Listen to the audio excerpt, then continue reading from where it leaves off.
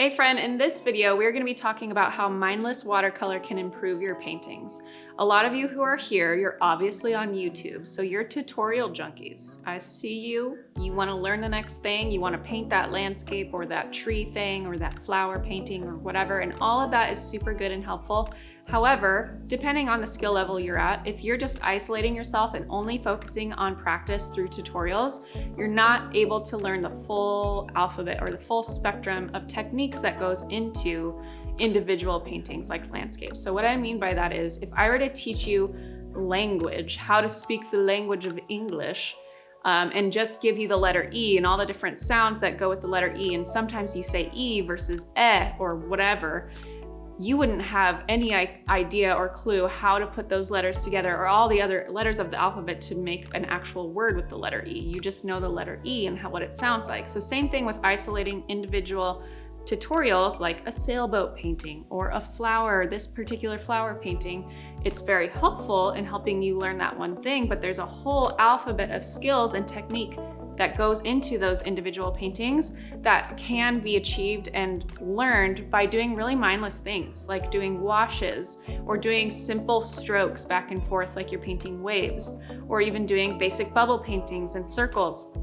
Breaking down basic shapes and doing more abstract art or doing more simple forms and shapes is actually where the magic happens and where you learn the full spectrum or the full alphabet of techniques and skills that go into these individual paintings like landscapes or florals or portraits or whatever. So mindless watercolor, I love to do just simple gradients with watercolor of trying a value gradient. So starting with a darker color at the top and dragging it down with water to wash it down and bring it from dark to light, or you could go light to dark. I also like to do a 2-color gradient or 3-color gradient. Instead of dragging it down with water, you could drag it down or push it towards the other color with a different color. So doing simple gradient exercises is very helpful in learning how to paint landscapes and skies and water and backgrounds, and base layers for all of your paintings or base layers for your portraits. And then I love to do simple circle or shape paintings. I have a lot of these in my book, Everyday Watercolor. If you don't know about it or you don't have my books yet, go ahead and check out the link below. I have a few books out already, and I do have a 3rd book on Everyday Watercolor Seashores coming out this March 2024. So make sure you check it out. But I have a lot of really basic shape exercise type paintings, really mindless type watercolor practice things to do that are really helpful in helping you learn the entire alphabet of watercolor with something simple, so you don't have to think so hard and get so frustrated when you're trying to learn something new. So I love doing bubble paintings or circle paintings or even abstracting florals to the point of unrecognition. So it's just really simple circles and oval petals or whatever, and just making it really simple and practicing wet and wet technique with combining my flowers together or dropping in different colors and doing things that are very mesmerizing, very ASMR, great for the Instagram reels, but also teaching you a world of things about watercolor, like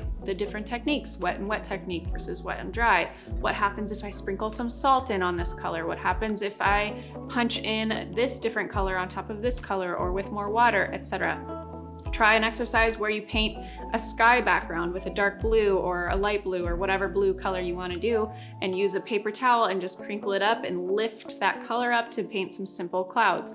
So some really simple, mesmerizing watercolor paintings as your warm-up or as your basic drill exercises that you do throughout the week can teach you so much about the medium of watercolor that an individual, more elevated result looking tutorial might not teach you. Yes, there's great teachers out there. Hello, you're looking at one of them. Just kidding.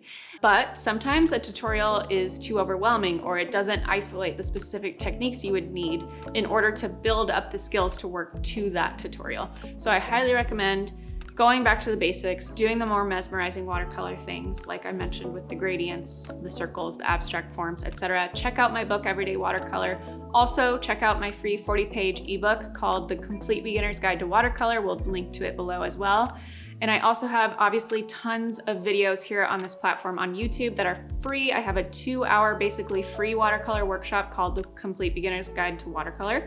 And The Complete Beginner's Guide to Watercolor Flowers is another one. I have a tree series, I have abstract art series. I have so much on this channel that you can explore in terms of minimizing the efforts and the things that you are isolating the skills and making it more mesmerizing and simple so that you can work up to the more complicated tutorials and things. And even if you are at a more advanced skill level with watercolor, I still highly recommend doing those basic gradients and washes and circle paintings and simple paintings like that as well, because there's still always so much more to learn. So as always, thank you for watching these videos, and I'll see you in the next one.